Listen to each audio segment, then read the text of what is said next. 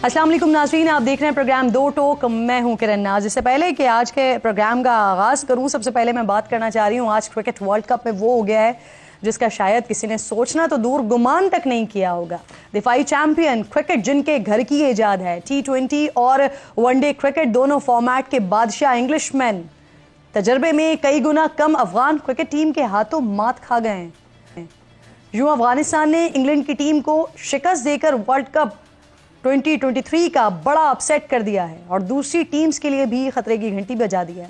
England team ने toss जीता, अफगानिस्तान को पहले खेलने की दावत दी और इस दावत का अफगान बैटर्स ने जमकर फायदा उठाया और 2 निस्फ सेंचुरीज के साथ इंग्लिश टीम को 285 का तगड़ा टारगेट दिया। फिर जब अफगान क्रिकेटर्स ने गेंद थामी तो यहाँ भी इंग्लैंड की टीम को तिगनी का नाच नचा कर रख दिया। पूरी टीम को 41वें ओवर्स में ही 215 रन पर पवेलियन लौटाकर 69 रन से हरा दिया। इवेंट में 3 मैचेस खेलकर पहली कामयाबी समेटने वाली अफगान क्रिकेट टीम इस जीत के साथ ही पॉइंट्स टेबल पर ऑस्ट्रेलिया, श्रीलंका और बांग्लादेश से ऊपर यानी 6ठे नंबर पर आ गई है और इंग्लैंड क्रिकेट टीम से रन रेट में फर्क से सिर्फ 1 पॉइंट नीचे है, जबकि पाकिस्तान क्रिकेट टीम से अफगानिस्तान का जो फासला है वो सिर्फ 2 पॉइंट्स का रह गया है। अफगान क्रिकेट टीम का अगला मैच न्यूजीलैंड के साथ बुध को है। न्यूजीलैंड ने भी टूर्नामेंट के इफ्तिताही मैच में इंग्लैंड को हराया। न्यूजीलैंड के बाद अफगान टीम 23 अक्टूबर को चेन्नई में पाकिस्तान से टकराएगी। यहाँ मज़ेदार बात यह है कि जिस इंडियन टीम के सामने कल ही हमारी टीम सिर्फ 191 रन पर ढेर हो गई थी, उसी इंडियन टीम के खिलाफ अफगानिस्तान की टीम ने 272 रन स्कोर किए थे। सिर्फ 8 विकेटों के नुकसान पर अफगानिस्तान टीम का अगला मैच ऑस्ट्रेलिया से है। अब देखना है कि अफगान टीम बाबर 11 को टफ टाइम दे सकेगी और हमारे खिलाड़ी क्या एक पड़ोसी से हारने के बाद दूसरे पड़ोसी को बआसानी हरा सकेंगे। खैर जो भी हो, अफगानिस्तान टीम की आज की परफॉर्मेंस के बाद ये तो तय है कि जो मुकाबला होने जा रहा है पाकिस्तान के साथ वो यकीनन तगड़ा होगा। प्रोग्राम में आगे बढ़ रही हूँ। प्लेइंग फील्ड का शिकवा, पलड़े बराबरी की सदा, मुस्लिम लीग नून को पाकिस्तान भर की तरह मीनारे पाकिस्तान पर भी जलसे की इजाज़त मिल गई है। नवाज शरीफ भी सरकारी प्रोटोकॉल के साथ वापसी की राह में है। पीपल्स पार्टी भी 18 अक्टूबर से जलसों का आगाज़ कर रही है। जमीयत उलमा इस्लाम, मुत्तहिदा कौमी मूवमेंट, जमात इस्लामी, तमाम जमातें ही सड़कों पर हैं, लेकिन तहरीक इंसाफ को अब तक पूरे पाकिस्तान से एक भी जलसे की इजाज़त नहीं मिली है। लाहौर में तहरीक इंसाफ 19 अक्टूबर को जलसा करने की ख्वाहिशमंद है। देखते हैं कि उन्हें अदालत से रिलीफ मिलता है या नहीं, लेकिन यहाँ मुझे फैसल वाजह की एक पेशगोई याद आ गई है। बैलेट पेपर पर बल्ले का निशान नहीं होगा। हालात तो अब कुछ ऐसे ही नजर आ रहे हैं। पीपल्स पार्टी मुस्लिम लीग नून पर मौजूदा हुकूमत के साथ मिलकर खेलने का इल्ज़ाम लगा रही है। डील के साथ मियां साहब की वापसी का बयानिया बना रही है। क्या पीपल्स पार्टी इलेक्शन से पहले इलेक्शन के बाद की तैयारी कर रही है? अच्छा, दूसरी तरफ नाज़रीन, कल इस्लामाबाद हाई कोर्ट में चेयरमैन PTI के खिलाफ साइफर केस की समाअत जेल में होने या अदालत में होने का फैसला सुनाया जाएगा। खबर यह भी है कि आज रात अवाम को एक बड़ी खुशखबरी मिलने का इम्कान है। पेट्रोल 30 रुपए से ज़ायद तक सस्ता हो सकता है। तो तमाम खबरों में ये तो कम से कम आवाम के लिए एक रिलीफ की खबर है। मेरे साथ मेहमानों में आज मुझे मेरे इंतहाई मोअज़्ज़ज़ मेहमानों में निहाल हाशमी, हसन मुर्तज़ा साहब, शुएब शाहीन साहब ज्वाइन कर रहे हैं। आप तीनों मेहमानों को मैं खुशामदीद कहूँगी। शुएब साहब, ज़रा आपसे बात का आगाज़ कर लेते हैं, क्योंकि माशाल्लाह तमाम लोग ही अब अपनी इलेक्शन कैंपेन में ऑलमोस्ट जा चुके हैं, जलसे हो रहे हैं, सड़कों पर निकल रहे हैं। आप लोगों को तो इजाज़त नहीं मिल रही है। अब तक कितने शहरों और मकामात पर इंतज़ामिया से आप लोगों ने जलसे की इजाज़त मांगी और आप लोगों को कहा क्या गया है, कॉज क्या बताया गया है इजाज़त ना मिलने का?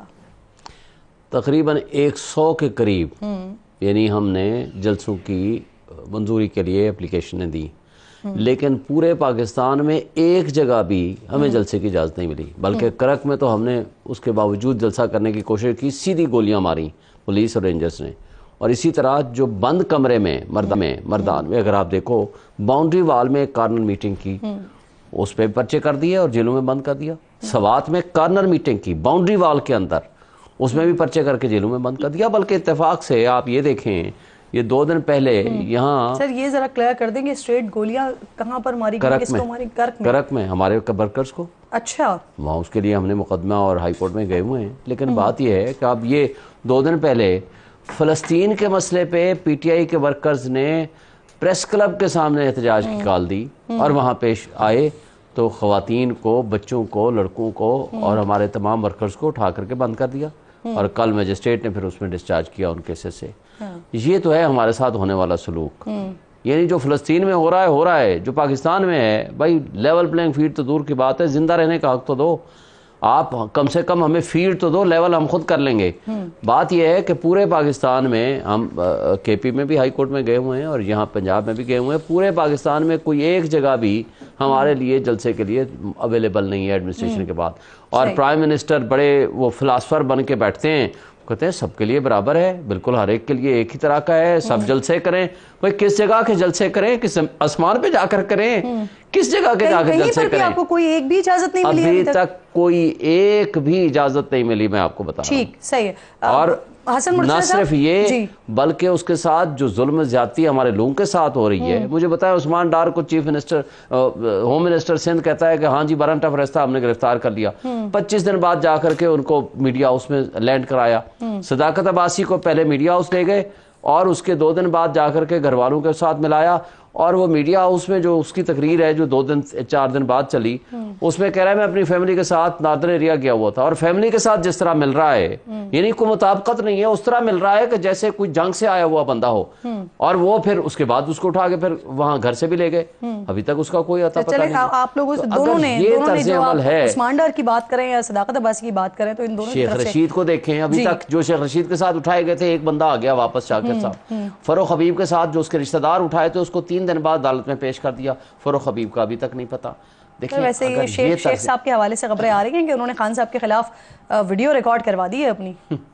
कुछ भाई पहले होता था अगवा बराए तवान, अब होता है अगवा बराए बयान। मुझे उठा लें, आपको उठा लें, जो चाहें फिर हमसे लिखवा लें, जो चाहें हमसे कहलवा दें। अगर ये हमारे यहाँ बुनियादी हुकूक हैं, ये अगर हमारे यहाँ सियासत रह गई है, ये अगर इसको लेवल प्लेइंग फील्ड कहते हैं, ये अगर हम गैर मुतनाज़ा और केयर टेकर निगरान हुकूमत और निगरान किस्म के लोग बिठाए हुए हैं और इसको हम बड़ा ही फेयर एंड फ्री इलेक्शन कर रहे हैं। आपको पॉइंट आ गया। आप कह रहे हैं अभी तक कहीं पर भी आपको जलसे की इजाजत नहीं मिली। निहाल साहब, आपके तो माशाल्लाह जलसे हो रहे हैं सर, आज भी हो रहे हैं, फिर मीनार पाकिस्तान पर भी जलसा आप लोग करने जा रहे हैं। लेकिन उससे पहले मैं जरा हसन मुर्तजा साहब का कमेंट लेना चाह रही हूँ। सर, आप लोगों को मिल गई है जलसा करने की इजाजत? कहाँ मिली है सर, बताइएगा हसन साहब। देखें, ये तो बहुत शुक्रिया जी। देखें, ये तो जब हम मांगेंगे जलसे की इजाजत तो तभी या नहीं मिलेगी। अभी तक तो हमें खुद नहीं पता। और हमारे साथ भी जो ट्रीटमेंट है वो मेरे ख्याल में कोई इतनी आइडियल नहीं है कि वो देंगे। लेकिन हमने तो सियासी जलसे करने हैं जी, और उसकी इजाजत भी लेंगे। और हम तो आइन और कानून की पासदारी करने वाले लोग हैं। हम तो ये सोच भी नहीं सकते जी कि हमने कोई तकरीबकारी करनी है या कोई इंतहा पसंदी करनी है। हम तो इंशाल्लाह ताला 18 तारीख में अभी 3 दिन बाकी हैं हसन साहब। 18 अक्टूबर को जलसा कर रहे हैं लाहौर में या नहीं कर रहे? और अगर कर रहे हैं सर, तो उसके लिए अभी तक आप लोगों ने दरखास्त नहीं दी है इजाजत के लिए? गुजारिश ये है कि वो मुख्तलिफ तंजीमें कर रही हैं लाहौर में, लाहौर सिटी की तंजीम कर रही है, वो उसकी इजाजत उन्होंने लेनी है ना। वो कोई सेंट्रलाइज्ड तो है नहीं कि इजाजत जो है वो सिर्फ मरकज ने ही लेनी है। वो हर तंजीम अपनी अपनी लेगी और सारे कर रहे हैं। इंशाल्लाह ताला मिलेंगी, देखेंगे जी अब क्या सूरत हाल बनती है।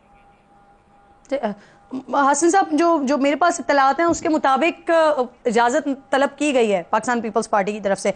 निहाल हाशमी साहब, अस्सलाम वालेकुम, बहुत शुक्रिया सर। ये मुझे फरमाइए, आप लोग तो जलसे कर रहे हैं, आज भी जलसा हो रहा था, अब इसके अलावा भी आप 21 तारीख को भी मीनार पाकिस्तान पर जलसे की इजाज़त भी मिल गई है। ये दूसरी जमात को, स्पेशली पाकिस्तान तहरीक इंसाफ को कह रहे हैं 100 मकामात पर जलसा करने की इजाज़त मांगी गई, एक जगह इजाज़त नहीं मिली। इस पर तो कमेंट करें ना सर। लेवल प्लेइंग फील्ड की बात आप लोग मुसलसल करते रहे, लेकिन दूसरी जमातों के साथ अगर ये सब कुछ हो रहा है तो आप लोग क्या कहेंगे इस पर? बिस्मिल्लाहिर्रहमानिर्रहीम। सबसे पहले मैं ये कहूँगा कि जो भी सियासी जमात है और जो भी सियासी काविशें हैं, लोगों की कोशिशें हैं, मोबिलाइजेशन है, उसको जारी रहना चाहिए। मैं हसन मुर्तज़ा साहब की बात से इत्तफाक करूँगा। जो सियासी जमात हैं उनको इस इजाज़त मिलनी चाहिए और सियासी बातें होनी चाहिए। और सियासत दूसरा नाम है तरक्की का, दूसरा नाम है रवादारी का, दूसरा नाम है अमन का।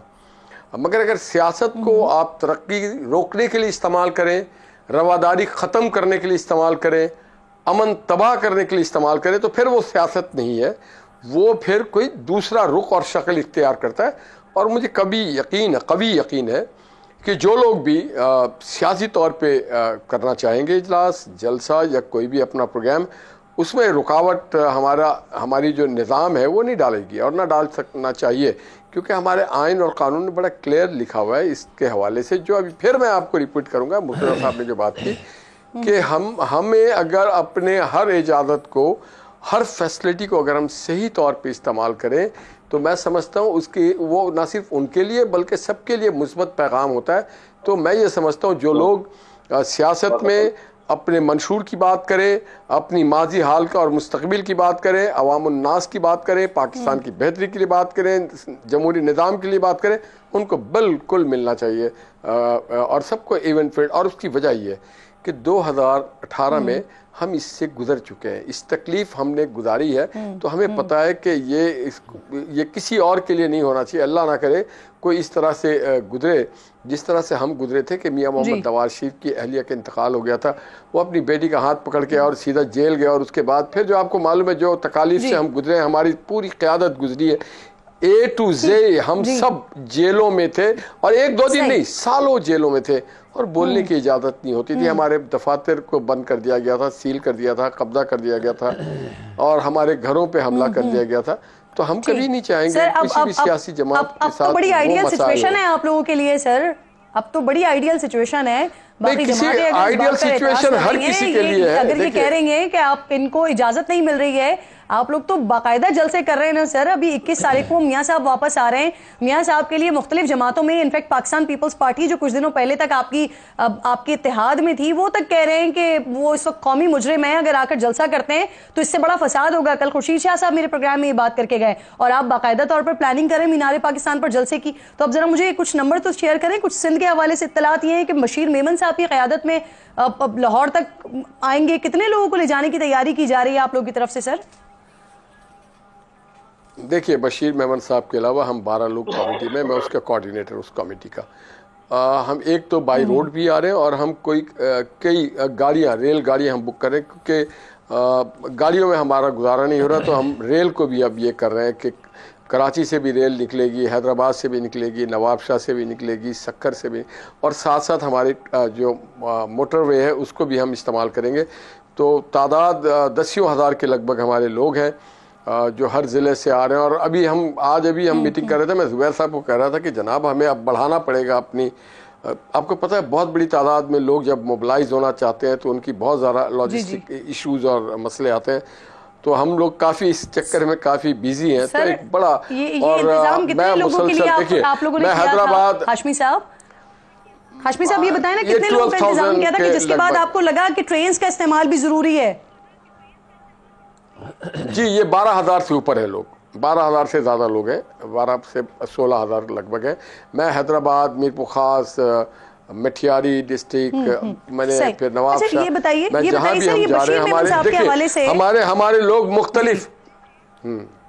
जी बशीर मेमन साहब के हवाले से सर बताइए कि उनको पार्टी में ओहदा मिलने पर मुस्लिम लीग नून में, स्पेशली सिंध में, तहफ़्फ़ुज़ात पाए जाते हैं सर? नहीं, उनके पास ओहदा सच पार्टी का कोई नहीं है। आज भी पार्टी के सदर शाह मोहम्मद शाह साहब हैं। मैंने आपको जैसे बताया, उस कमेटी में ज़ुबैर साहब भी हैं, मैं भी हूँ, इश्तियाक बेग साहब भी हैं और भी बहुत सारे लोग हैं। खेलदास कोहिस्तानी हमारे जो मेंबर थे, दूसरे MNA हमारे लेकिन सर लीड बशीर मेमन साहब कर रहे हैं और आप और ज़ुबैर साहब और दीगर लोग उनकी लीडरशिप में जाएंगे? नहीं, हम लीड नहीं।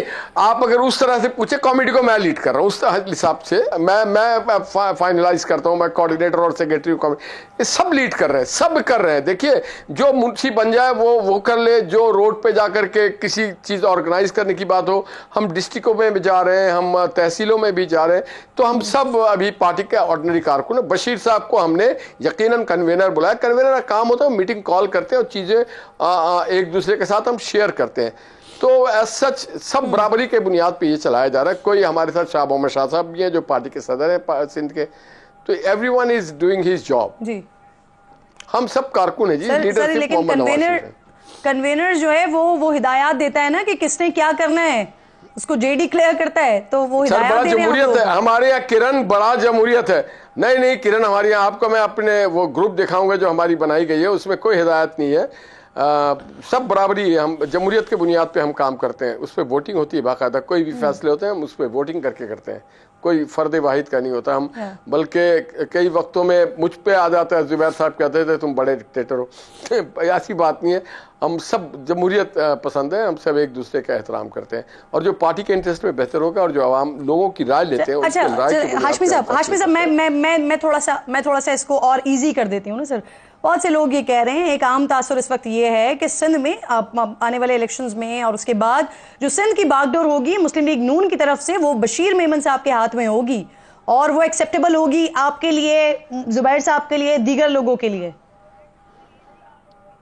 बशीर साहब कहते हैं कि मेरा आना ऐसी है जैसे 2 करोड़ नवाज शरीफ के वोटर सपोर्टर, उनमें से एक मेरा इजाफा है, वो जुबैर साहब को बना दे, बशीर साहब को बना दे, वो खेल साहब को बना दे, वो इश्तियाक साहब को बना दे, यहाँ बहुत सारे हमारे क़यादत है जिसको पार्टी जो जिम्मेदारी देगी वो ऐसा, क्योंकि हम ओहदे के लिए यहाँ पे कोई नहीं है, शाह मोहम्मद शाह साहब को दे दे। आप तैयार हैं, आप तैयार हैं सर, उन समेत किसी के भी हाथ में हो बागडोर, बशीर मेमन साहब के हाथ में हो, आप तैयार हैं, एक्सेप्टेबल है आपके लिए? किरण, मेरा जो मकसद है वो पार्टी का वो मंशूर है जिसमें वो हमें पाकिस्तान एक तरक्की याफ्ता माशी मुल्क नजर आता है, एक खुशहाल मुल्क नजर आता है। मेरे लिए ओहदा इंपॉर्टेंट नहीं है, नवाज शरीफ का वो मकसद, वो मिशन, वो डेवलपमेंट ओरिएंटेड प्रोग्राम, जहाँ हर शहर हर गली में मेट्रो बस चले, बच्चों के हाथों में लैपटॉप है, बिजली ना जाए, मोटर वे का जाल हो, रोजगार हो, तो हम तो ये चाहते हैं, वो मेरे पास ओहदा हो ना हो, ये इमैटेरियल है। मौका देना शाहिद साहब, ये मियां साहब की वापसी को पाकिस्तान पीपल्स पार्टी स्पेशली ये डील से जोड़ रही है, तो सर ये डील हुई है और अगर हुई है तो किससे हुई है? नवाज शरीफ साहब हैं ही डीलर। मुझे बता दें ख्वाजा आसिफ साहब ने क्या कहा, डील के नतीजे में मुल्क छोड़ के नहीं गए क्या? सुरूर पैलेस में ये डील करके 10 साल के लिए नहीं गए थे? जब वापस आए फिर डील के नतीजे में नहीं आए, सुप्रीम कोर्ट में आकर झूठ बोला कि नहीं मैं 5 साल के लिए डील करके गया था, वो 5 साल के बजाय वो 10 साल के एग्रीमेंट निकल आया। और उन्होंने सारी ज़िंदगी डीलरशिप की है, वो है ही डीलर, तो डील तो उन्होंने की है आने की जाने की। और अब जो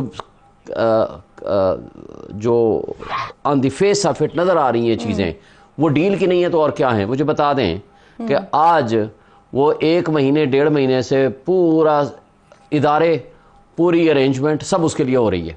पीटीआई को तो आपके सामने देख लिया, पीपल्स पार्टी अलग से रो रही है, सारी जमातें रो रही हैं, लेकिन उसके लिए सुन लेना, एक शख्स भगोड़ा, मुजरिम, सजा याफ्ता, इश्तिहारी, उस शख्स को आपका हाई कमिश्नर रियासत पाकिस्तान का मुलाजिम वो उसको प्रोटोकॉल दे रहा है, उसको बयानिया पढ़ा रहा है एयरपोर्ट के ऊपर बैठ के। क्या किरण मैं समझता था किसके कहने पे साथ शाहीन साहब को कहे कि हाजी साहब आपको टाइम मिलेगा, ठीक रखे, वरना मैं इंतहाई बदतमीज आदमी हूँ। वो भगौड़ा गलत बात किया। आपको जो कहना हो आप कर लें। डेयर यू टू से दिस? हाशिम जी साहब आप बाद में बात कर लें, मेरी बात सुन लें। आप पढ़े लिखे आदमी किस तरह की बातें कर रहे हैं? जो बात मैं कर रहा हूं मैं बड़ी जिम्मेदारी के साथ कर रहा हूं, आप प्लीज मुझे बात सुनने दें, आपको बाद में आपको मौका मिलेगा। अच्छा सुने किरण, बात यह है, मुझे बताएं कि रियासत पाकिस्तान का मुलाजिम किस कैपेसिटी में जा करके उसको प्रोटोकॉल दे रहा है? देखिए एक कन्विक्टेड बयानिया बनाने का मशवरा भी दे रहे हैं, बयानिया बनाने का मशवरा दे रहे हैं, किस कैपेसिटी में? क्या ये निगरान सेटअप के कहने पे है, या उन खुफिया ताकतों के कहने पे है, या खुद वो चला गया है? क्या वो सारे इदारे या सारे रियासती अशखास जो इस वक्त तो केयर टेकर है ना, हम पहले तो चलो इल्जाम लगा सकते थे कि जी इनकी गवर्नमेंट बैठी हुई है, ये केयर टेकर सारे सेटअप वाले आज डीसी, चीफ कमिश्नर, आईजी पूरे पंजाब और केपी में समझ लें, फेडरल में समझ लें, सिवाय मुस्लिम लीग नून के किसी के लिए वो तैयार नहीं खड़े हुए। बात मुकम्मल की, लेकिन आपने मुझे ये नहीं बताया कि ये जो डील का तासुर है, अगर आप कह रहे हैं कि वो डील करके ही आते हैं, इस बार किससे डील करके आ रहे हैं? हासिम साहब ये पाकिस्तान पीपल्स पार्टी ये खुद बताएंगे। देखिए ना, हम तो क्राइम बता सकते हैं, हम तो हालात बता सकते हैं। यही की जा रही है कि नून लीग को लेवल प्लेइंग फील्ड मिल रही है। सर ये डील करके आ रहे हैं तो किससे डील करके आ रहे हैं मियां साहब? मुझसे पूछ रही हैं? जी हसन साहब आपसे पूछ रही हूं। जी मैं ये कह, हाँ हमारा डील हमारे अल्लाह के साथ है, हमारा डील हमारी आवाम के साथ है, हमारा डील आइन के साथ है, हमारा डील जमहूर के साथ है। ये शोएब साहब को मैं समझता था कि हाई कोर्ट बार के इलेक्टेड प्रेसिडेंट है, वो एक 3 टाइम इलेक्टेड प्राइम मिनिस्टर के बारे में इस तरह के जब वो निहाल साहब, जी निहाल साहब मैंने हसन साहब से सवाल पूछा, उनको जवाब तो देने दें। जी हसन साहब। जी किरण जरा सवाल दोबारा पूछ सकती हैं जी आप? मैं आपसे ये पूछ रही हूँ, ये डील का तासर जो आप लोग बात कर रहे हैं कि लेवल प्लेइंग फील्ड जो है वो मुस्लिम लीग नून के लिए है। कल खुर्शीद शाह साहब प्रोग्राम में साथ मौजूद थे, वो कह रहे थे कि इस वक्त सारी डोरियां जो हैं वो मियां साहब के हाथ में है। ऐसा तासर क्यों है सर? और अगर ये डील हो रही है तो किससे हो रही है? देखिए ये अभी आपके सामने तहरीक इंसाफ के दोस्त हैं, वो कह रहे हैं कि जो उन्होंने कहा वो सारों ने सुना, मैं तो रिपीट नहीं करना चाहता। अब उन सारी बातों के होते हुए आप मेरे से ये पूछ रही हैं, या ये वो बता सकते हैं, उनके पास शवाहिद हैं, या निहाल हाशमी साहब इस बारे में ज्यादा क्लियर कर सकते हैं। हम ये समझते हैं कि PMLN को इस वक्त वो सहूलतें मुयस्सर हैं जो बाकी जमातों को नहीं है, और हम ये नहीं कहते कि हमें भी हम चहेते हों या हम लाडले हों। हम तो ये चाहते हैं कि किसी को भी दीवार के साथ ना लगाया जाए। पाकिस्तान की सियासत के अंदर इंतशार इंतहाई हद तक पहुंच चुका है, अदम बर्दाश्त बहुत ज्यादा है। मैं अपने अगर नून लीग लाडली है तो किसकी लाडली है सर इस वक्त? मेरी यार सुने ना जी, कि लफ्जों का चुनाव हमें इतना शाइस्ता और इतना नर्म होना चाहिए कि हमारा मैसेज भी जाए और हमें उस पर किसी को रिएक्ट करने की भी जरूरत ना पड़े। ये सबको पता है कि क्या माजी में होता रहा है। अगर वो सारी चीजें देखें तो 2018 में क्या हुआ है जी, वो सारी कौम ने नहीं देखा। उससे पहले 2013 में जो हुआ वो सारी कौम ने नहीं देखा। हम चाहते हैं कि ये चीजें पुरानी हो चुकी हैं, इनको कम करने की जरूरत है। आप ये कह रहे हैं जो 2018 में जो लाड प्यार PTI के साथ होता रहा, वो लाड प्यार इस वक्त मुस्लिम लीग नून के साथ हो रहा है। सर इसी को ही कंटिन्यू करती हूँ मैं, मुझे लेना है। आप तीनों मेहमान मेरे साथ मौजूद हैं, ब्रेक लीजिए, वापस आते हैं।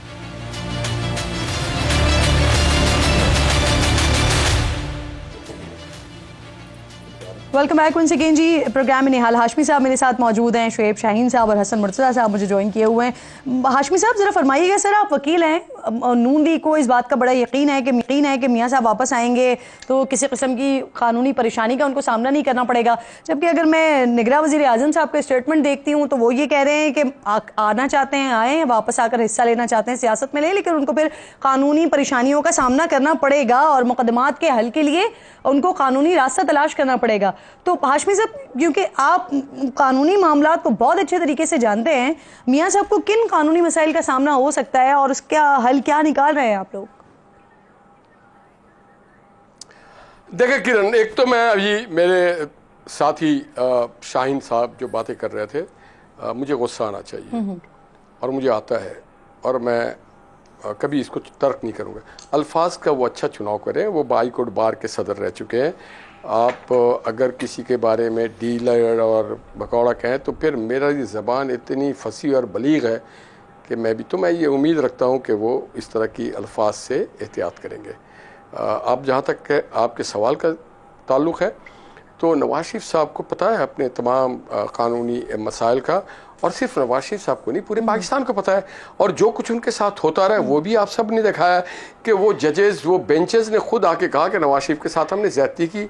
वो अफसरान ने आके कहा नवाज शरीफ के साथ हमने ज़्यादती की। जब ज़बान खल्क को नकारा खुदा समझो, जब सारे लोग ये आके कह रहे हैं कि हमने ज़्यादती की है, तो हमें डर किस बात का?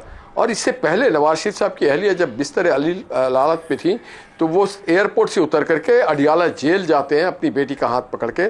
उन्होंने कभी, वो पहले भी सालों जेल रहे हैं, इससे पहले भी 99 में भी जेल में रहे हैं, इस बार भी सालों जेल में रहे हैं, सैकड़ों बार अदालतों की पेशियाँ भुगती है, अदालत का एहतराम करते हैं, हम डरने वाले नहीं। हाँ, जो हमारा आर्टिकल 10A के तहत हक़ है वो हमें मिलना चाहिए।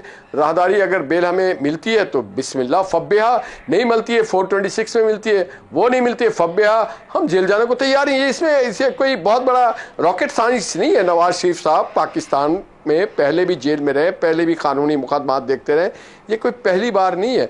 तो हर चीज़ के हालात का हमें बहुत अच्छी तरीके से इदराक है। ठीक ठीक। हसन मुर्तज़ा साहब, आपने कहा सर नवाज शरीफ समझते हैं कि वो अदालत से सुरखरू होकर निकलेंगे तो फिर ये सहूलत सबको मिलनी चाहिए। मुर्तज़ा साहब, आप किसके लिए मांग रहे हैं सहूलत सर?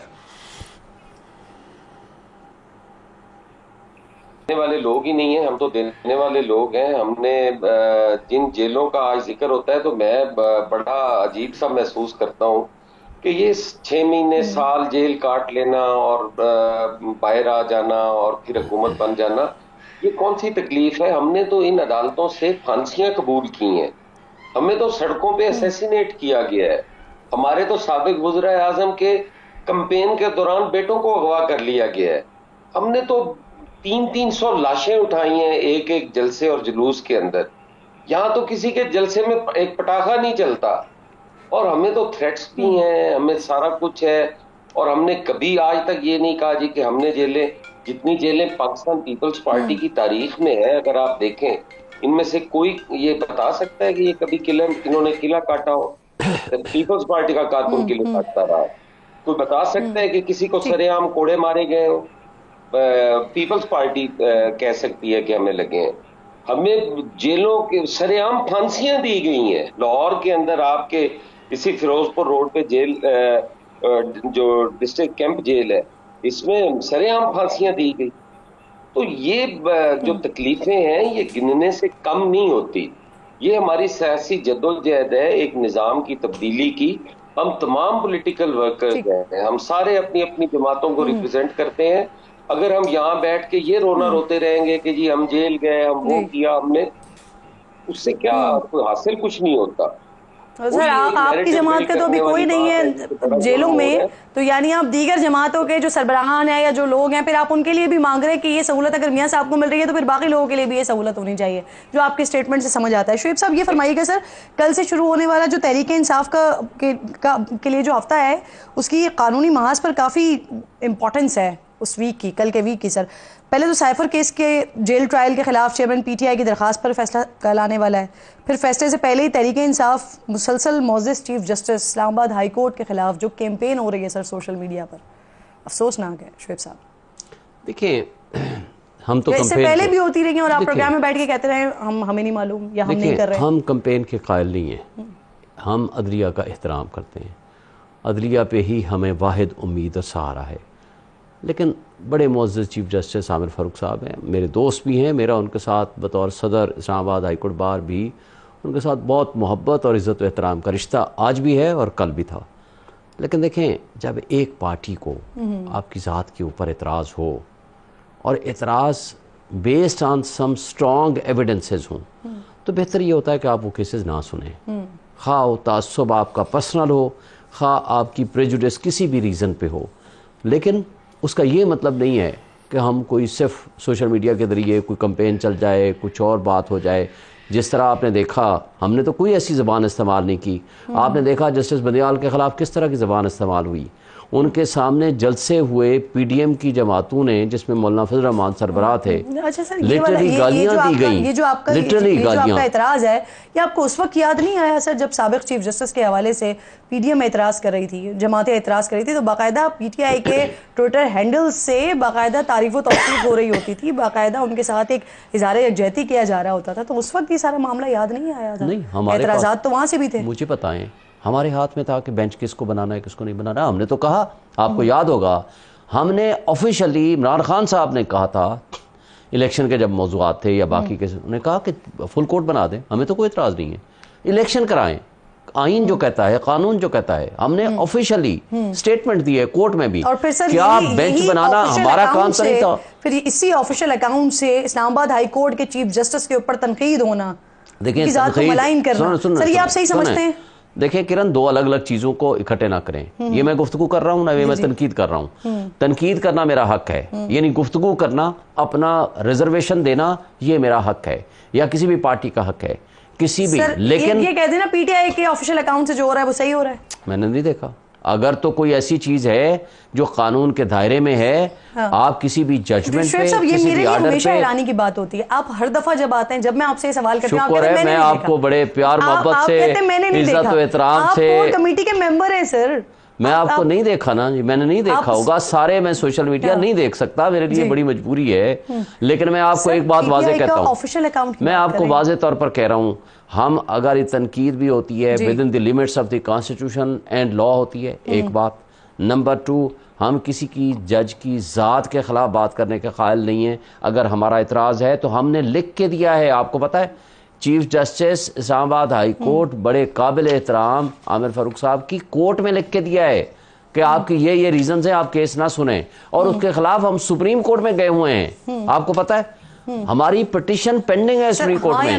लेकिन मुझे सिर्फ एक बात का जवाब दें, सोशल मीडिया अकाउंट पर जो हो रहा है पीटीआई के ऑफिशियल अकाउंट से सही हो रहा है, गलत हो रहा है? मैंने नहीं देखा। जो कानून के दायरे में है, कानून के दायरे में वो बिल्कुल दुरुस्त है, कानून के दायरे से बाहर नहीं होना चाहिए। अगर कोई है मुझे नहीं पता। मैं आपको एक बात कह रहा हूं कि हमारा जो एतराज था हमने लिख के इस्लामाबाद हाई कोर्ट के चीफ जस्टिस साहब को भी दिया है और सुप्रीम कोर्ट में भी दिया है, लिख के दिया है। इसलिए हम कोई बात आउट ऑफ राइटिंग या अदालत से बाहर जा करके जलसों में तकरीरों में लहराना, जजेस की तस्वीरें लगाना, हम उस चीजों के बहुत शुक्रिया। शुएब शाहीन साहब मेरे साथ मौजूद थे, निहाल हाशमी साहब साथ मौजूद थे, और अब आप तीनों मेहमानों का बेहद शुक्रिया। इंपॉर्टेंट डिस्कशन यहाँ पर चल रही थी, लेकिन उससे ज़्यादा इंपॉर्टेंट जो है वो इस वक्त गज़ा में हो रहा है।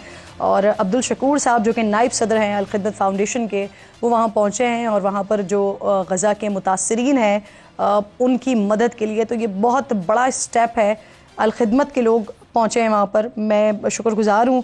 अब्दुल शकूर साहब मुझे ज्वाइन कर चुके हैं प्रोग्राम में, बहुत शुक्रिया सर। सबसे पहले तो ये कहिए, पाकिस्तान के अंदर हूँ पाकिस्तान के बाहर हूँ, अल खिदमत फाउंडेशन हमेशा इंसानियत की खिदमत के लिए पेश रहती है। गज़ा में पहुँचना और इस वक्त इस सिचुएशन में इस वक्त तो तकरीबन नामुमकिन है। अल खिदमत फाउंडेशन कैसे पहुंची वहां पर, रास्ता कैसे निकाला आप लोगों ने? किरण बहुत बहुत शुक्रिया आपका। पहली बात तो ये है कि मैं अभी वहां नहीं पहुंचा। जी। मेरी ख्वाहिश है मैं उड़ के जाऊं और पहुंचूं, लेकिन मैं नहीं पहुंचा हूं। अल खिदमत फाउंडेशन पाकिस्तान पिछले 5 साल से मुसलसल ये कोशिश कर रही है कि वैसे तो दुनिया में किसी जगह भी क्राइसिस आए, लेकिन अगर वो मुस्लिम ममालिक के अंदर है तो हम इसको अपना पहला फर्ज समझते हुए वहां जाते हैं। ये रोहिंग्या का जो इशू हुआ था तो मैं उसके 1 हफ्ते के अंदर कॉकस बाजार बांग्लादेश में पहुंच गया था, जब लाखों लोग क्रॉस करके वहां आ रहे थे। जब ये तुर्की में जल्जला आया तो 6 तारीख को जल्जला आया, 8 को मैं बिल्कुल शुक्र साहब, मैंने इसीलिए आगाज में कहा कि मुल्क के अंदर हो या मुल्क के बाहर हो, जब भी मामलात होते हैं तो अल खिदमत फाउंडेशन को हम पेश देखते हैं।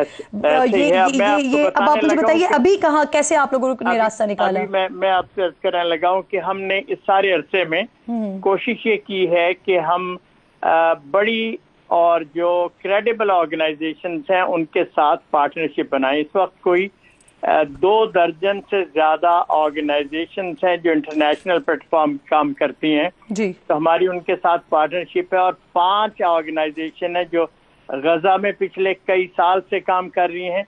कुछ तुर्की बेस्ड हैं, कुछ और मुल्कों के साथ ताल्लुक रखती हैं। उनमें से कुछ मुस्लिम्स हैं और कुछ नॉन मुस्लिम्स भी हैं जी। तो अल्हम्दुलिल्लाह हमारी उनके साथ पार्टनरशिप है। शुक्र साहब, अभी आप लोगों की जानिब से क्या किया जा रहा है? क्या आप लोग इमदाद के लिए रकम वहां पर भिजवा रहे हैं या जिन चीजों की जरूरत है वो भिजवा रहे हैं, कर क्या रहे हैं? इस वक्त जो चीजें वहां से मुमकिन हो सकती हैं दवाइयों की सूरत में लेना और ग़िज़ा की सूरत में, तो हम उनको मदद पहुंचा रहे हैं रकम के जरिए से और वहां से खरीद रहे हैं वो। और ये वो उन इदारों के थ्रू हैं जो ऑलरेडी गजा में मौजूद हैं। और अलबत्ता मैं कल सुबह यहाँ से फ्लाई कर रहा हूँ और जा रहा हूँ एक अपने मिडल ईस्ट के एक मुल्क में। अभी मुझे बताने ये हमारे लिए ये बहुत बड़ी बात है, ये सुनना भी हमारे लिए बहुत बड़ी बात है। ये बहुत अच्छा लग रहा है सुन के कि पाकिस्तान से ये इमदाद जारी है। मुझे बताइए कि अल खिदमत के अलावा भी जो वे आउट आपने निकाला है, इसके थ्रू कोई पहुंच रहा है गजा, वहां पर मदद कर रहा है लोगों की पाकिस्तान से? गजा में अभी इस वक्त पाकिस्तान से मेरे इल्म की हद तक कोई और तंजीम मौजूद नहीं है जो ये काम कर रही हो। मुझे खुशी होगी अगर कोई तंजीमें इसमें आना चाहें और हमारी मदद भी लेना चाहें, और हम अपने पार्टनर्स के जरिए से ये काम करेंगे इंशाल्लाह। लेकिन किरण, जो बात मैं आपसे करना चाहता हूँ वो ये है, जो पाकिस्तानियों के लिए बहुत अहम है, वो ये है कि गजा को बहरहाल आज नहीं तो कल इसका मुहासरा टूटना है। और जो तबाही हुई है इसमें दुनिया को आगे बढ़कर उन मजलूमों का, उन बच्चों का, उन बूढ़े लोगों का, उन खवातीन का हाथ थामना है जो इस वक्त बहुत ही शदीद कैफियत में है जी। तो हम जो कोशिश कर रहे हैं, मैंने आपसे अर्ज किया, मैं कल सुबह फ्लाइट से जा रहा हूँ कतर में, और हम कोशिश कर रहे हैं कि इंटरनेशनल अलायंसेस बनाकर प्री प्लान करके हम इस काम के लिए मंसूबाबंदी करें कि यूं ही गुंजाइश निकले हमारे वफूद भी वहां पहुंचे और सामान भी पहुंचे। तुर्की के ट्रक इस वक्त मिस्र के इलाके में मौजूद है सामान लेकर, लेकिन अब उन्हें एंट्री की इजाजत नहीं मिल रही है। तो इस वक्त जो कुछ है वो विद इन गजा जो अवेलेबल चीजें हैं उन्हीं के जरिए से तकसीम हो रहा है। सर, गजा में इस वक्त जो अस्पतालों की सूरत हाल है वो इंतहाई खतरनाक है। मेडिकल अमले के ऊपर भी अटैक्स हुए हैं, उनकी भी जानें गई हैं, एम्बुलेंसेज वो भी तबाह बर्बाद हो गई हैं, अस्पताल बर्बाद हुए हैं। आलमी मीडिया बता रहा है 70% लोगों को इलाज की सहूलत तक रसाई मुमकिन नहीं है। तो ये बताइए कि आपने मेडिकल रिलीफ फंड भी कायम किया है, ये फंड किस तरह से काम करेगा और यहाँ से डॉक्टर्स और दीगर मेडिकल टीम भी भेजने का इरादा रखते हैं? इरादा है, इस वक्त इम्कान मौजूद नहीं है, लेकिन मैं तवक्को करता हूं कि 10 से 15 दिनों में टीमें इंटरनेशनल जाना शुरू होंगी और हमारी टीमें इंशाल्लाह पहले पहुंचेंगी और इसी तरह अद्वियात का और बाकी बंदोबस्त भी। यानी इस वक्त तो वाकतन इतनी शदीद किल्लत है जिसकी कोई हद ही नहीं है, लेकिन ये बहुत जरूरी है। किरण, आपके जरिए से मैं पाकिस्तानियों को पैगाम देना चाहता हूँ कि ये मुश्किल दिन गुजरने के बाद जब सूरत हाल थोड़ी सी संभलेगी तो हमारी सबकी जिम्मेदारी है कि हम प्रिपेयर्ड रहें और जो ही पहला मौका मिले पाकिस्तानी पहले लोग हों जहां मदद के लिए पहुंच रहे हों। आपके इल्म में है इस वक्त तक अब्दुल शकूर साहब, जो सबसे इम्पोर्टेंट चीज है ना, क्योंकि इस वक्त सारे पाकिस्तानी, सारे मुसलमान इस सारी सिचुएशन पर दिल गिरफ्तार है, हम वहां जा नहीं सकते, वहां रिपोर्टिंग नहीं कर सकते। तो ये बताइए कि वो तमाम लोग जो अपने बहन भाइयों की इस वक्त मदद करना चाहते हैं वो क्या करें, वो किस तरह से आपसे राब्ता करें, किस तरह से अपनी मदद अपने बहन भाइयों तक पहुंचाएं? जी, हमने सोशल मीडिया पे तो कैंपेन शुरू की है। आज से हमारा टीवी में भी TVC आने शुरू हो जाएंगे। हम कैश कलेक्शन करेंगे और इसके जरिए से इंटरनेशनली मेडिसिन भी और कैंप्स भी और टेंट्स भी और बाकी बेशुमार चीजें जो हैं इनको खरीद कर पहुंचाने का बंदोबस्त करेंगे। सूरत हाल मुश्किल है लेकिन हम पूरी कोशिश करेंगे। कितने दोस्त हैं, मैंने आपसे अर्ज किया कि जो ऑलरेडी शहीद हो चुके हैं, वहाँ UN के 9 से ज्यादा कारकुन शहीद हो चुके हैं। सर, ये तो आपकी गुफ्तगू सुनकर बड़ा दिल को इत्मीनान हुआ है, बड़ी खुशी हुई है। खराज तहसीन हम आपको पेश करते हैं। इसी तरह से आप, और यकीनन जो आपने गुफ्तगू की है इस वक्त कई सारे पाकिस्तानी देख रहे होंगे और यकीनन आपसे अब राब्ता भी करेंगे और कोशिश करेंगे कि वहाँ तक हम जो हमसे हो सके, जो हमसे बन पड़े, वो हम इमदाद अपने बहन भाइयों तक ज़रूर पहुँचाएँ। एक बार फिर खराज तहसीन सर आपकी काविशों पर, आपकी कोशिशों पर पेश करती हूँ। अब्दुल शकूर साहब, प्रोग्राम में नाज़रीन पहले से ही जरा इसी तमाम सूरत हाल पर ही बात कर लेते हैं। मुसलमानों के लिए क़िबला अव्वल, यहूदियों के लिए हैकल सुलेमानी, ईसाइयों के लिए वो मकाम जहां ईसा इब्ने मरियम को सलेब पर चढ़ाया गया।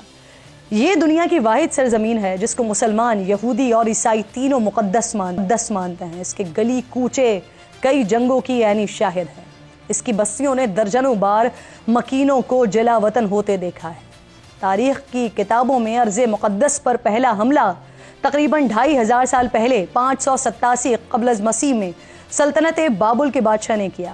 उसकी फ़ौज ने हैकल सुलेमानी को तबाह किया, हज़ारों यहूदियों को कैदी बनाया, उन्हें उनके घरों से बेदखल करके ग़ुलाम बना कर ले गया। इस हमले के नतीजे में ताबूते सकीना गायब हो गया जिसका आज तक सुराग नहीं लगाया जा सका है। कहा जाता है कि इस संदूक में हज़रत मूसा का असा, हज़रत हारून का इमामा, हज़रत सुलेमान की अंगूठी, मनोसलवा समेत अंबियाए अलैहिस्सलाम की मज़ीद निशानियाँ मौजूद हैं। यहूदियों की मुश्किलात उस वक्त ख़त्म हुई जब 539 क़ब्ल मसीह में ईरान के पहले बादशाह साइरस आज़म ने सल्तनत बाबुल को फतह किया।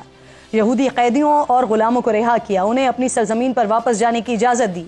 यूं जिला वतन हुए यहूदी अपनी सरजमीन पर वापस लौटे। उन्होंने हैकल सुलेमानी को असर नौ तामीर किया। ज़्यादा वक्त नहीं गुजरा कि रोमी अफवाज 63 क़ब्ल मसीह में यरूशलेम पर हमला आवर हुई। हैकल सुलेमानी को फिर तबाह बर्बाद किया गया, यानी यहूदियों की इबादत गाह का नामो निशान फिर सफ़ाए हस्ती से मिट गया। वक्त गुजरा, कैसर रोम का इक़्तिदार रोमी यहूदी बादशाह हेरोड के हाथ में आ गया और उसने अपने दौर में हैकल सुलेमानी को फिर से तामीर करवा दिया। यही वो दौर था जब अंबिया की इस सरजमीन फ़लस्तीन पर एक और नबी हज़रत ईसा अलैहिस्सलाम का नुज़ूल हुआ और बाद में उन्हें यहीं मसलूब भी किया गया। इसके बाद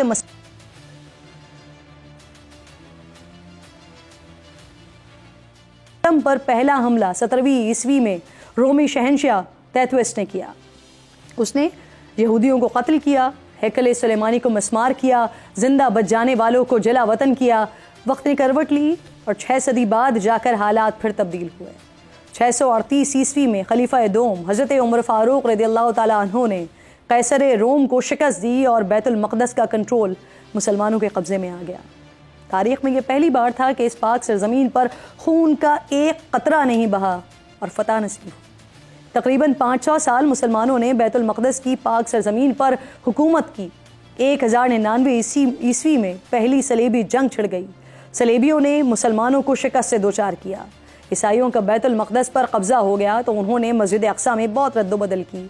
मस्जिद में रहने के लिए कमरे बनाए, मुतादिद दीगर इमारतों का इजाफ़ा किया, मस्जिद के अंदर और इसके साथ साथ गिरजा घर भी बना लिया। इस जंग में मुसलमानों का बहुत खून बहाया गया। मुस्लिम सल्जूक़ रियासत बढ़ चुकी थी। मुसलमान जवाल का शिकार थे, लेकिन उन्होंने बैतुल अक़सा पर अपना क्लेम नहीं छोड़ा था। तकरीबन 90 साल गुजर गए, मुसलमान अपनी खोई हुई ज़मीन वापस नहीं ले सके। लेकिन क्या इस वक्त मुसलमानों ने हिम्मत हार दी? नहीं। और फिर अल्लाह ने एक मर्द मुजाहिद को भेजा, सुल्तान सलाउद्दीन अय्यूबी, जिन्होंने बैतुल मक़दस को आज़ाद करवाने की कोशिशें शुरू की। लेकिन बार बार नाकामी के बाद भी वो रुके नहीं, हौसला नहीं हारे। तकरीबन 16 हमलों के बाद बिलाखिर फतह याब हुए। सुल्तान ने मस्जिद अक़सा को अपनी असल हालत में बहाल किया। तारीख़ की किताबों में आता है कि मुसलमानों ने मुसलसल 1 हफ्ते तक मस्जिद को अरक़े गुलाब से गुस्ल दिया। हलब से एक अज़ीमुश्शान और नादिर मिंबर तामीर करवा कर मस्जिद में नस्ब करवाया गया। सलीबीस के बाद भी नहीं रुके, चाले चलते रहे, मज़हब के नाम पर गुमराह करके इत्तेहाद बनाते रहे, साजिशों और ताकत से बैतुल मक़दस हासिल करने की कोशिशें करते रहे, लेकिन नाकाम रहे। 15वीं सदी में जाकर बैतुल मक़दस सल्तनत उस्मानिया के पास आ गया। उस्मानी सलातैन ने शहर को जदीद खतूत पर तामीर करवाया, सड़कों से लेकर रेलवे लाइन तक जदीद निज़ाम बनाया। अहद उस्मानी के दौरान यहूदियों ने आज़ाद यहूदी रियासत के क़याम की बड़ी कोशिशें की, लेकिन वो कभी ऐसा कर नहीं सके। 1917 में उस्मानी सल्तनत का खात्मा हुआ। बरतानिया ने बैतुल मक़दस पर कब्ज़ा कर लिया और फिर वो हुआ जिसका नतीजा आज फ़लस्तीन की मज़लूम अवाम समेत पूरी दुनिया भुगत रही है। दुनिया भर से यहूदियों को ला कर यहाँ बसाया गया। तवील मनसूबाबंदी के बाद 1948 में यहूदी आबादकारों ने अपनी मजहबी रियासत इसराइल के क़याम का ऐलान किया। फ़लस्तीनियों और दीगर अरब रियासतों ने इसको तस्लीम करने से इनकार किया। बैनुल-अक़वामी बिरादरी ने इसको गैर कानूनी करार दिया, लेकिन इसराइल टस से मस नहीं हुआ। इसराइल ने कब्ज़ा छुड़ाने के लिए अरब इसराइल जंगें भी लड़ी, लेकिन मुसलमानों को कामयाबी नहीं मिल सकी। और साजिश के साथ साथ हमारे जहनों में ये बात बावर करवाई जाती रही कि यहूदी दुनिया की सबसे ताकतवर कौम है और मुसलमान उससे लड़ नहीं सकते, जीत नहीं सकते। मुसलमान हुक्मरानों की अय्याशियों ने मुस्लिम दुनिया को कमज़ोर बनाया, जिसका फ़ायदा इसराइल को हुआ। आज हमारे बड़े बड़े दानिश्वर भी यही कहते फिरते हैं कि 70 साल में जो कुछ हासिल नहीं कर सके वो अब क्या हासिल कर लेंगे। तो उनकी इत्तला के लिए ये अर्ज़ है कि सलाउद्दीन अय्यूबी ने भी 90 साल बाद मस्जिद अक़सा को हासिल किया था। उस वक्त भी दुश्मन बड़ा मजबूत था, मुसलमान उस वक्त बिखरे हुए थे, लेकिन अल्लाह ने हमें फ़तह दी थी। जिस इसराइल से हमें डराया जाता है, जिन यहूदियों के किस्से सुनाए जाते हैं, क्या उन्होंने इसराइल को ऐसे ही हासिल कर लिया था? उन्होंने भी 2500 साल तवील जद्दोजहद की है, लुटते रहे, कत्ल होते रहे, कैदी बने, गुलाम बने, जिला वतन हुए, गुमनामी की ज़िंदगी काटते रहे। अलगर्ज हर हालात के बदतरीन हालात का सामना उन्होंने किया, लेकिन अपनी औलादों में बस एक बात मुंतकिल करते रहे कि इस अपनी रियासत को उन्होंने हासिल करना है, और वो उन्होंने साजिशों से हासिल कर भी लिया। और अब ताकत और माल के बल पर काबिज़ भी रहना चाहते हैं, लेकिन हमें किसी सूरत मस्जिद अक़सा को भूलना नहीं है। चाहे हम देख रहे हैं कि मुसलमान रियासतें अमली तौर पर बेबस नज़र आ रही हैं, चाहे इस वक्त दुनिया शैतानी क़ुव्वतों के हाथ में है, लेकिन वक्त आएगा। ईमान रखिए, यकीन रखिए और मुत्तहद होने की कोशिशें करते रहिए कि मस्जिद अक़सा हमारी है और इंशाअल्लाह हमारी रहेगी। वक्त ख़त्म हो गया है प्रोग्राम का। इंशाअल्लाह जुमे को आपसे मुलाकात होगी। अपना और अपने मुल्क का ख़ास ख्याल रखिए और फ़लस्तीन को अपनी दुआओं में याद रखिए। अल्लाह निगहबान।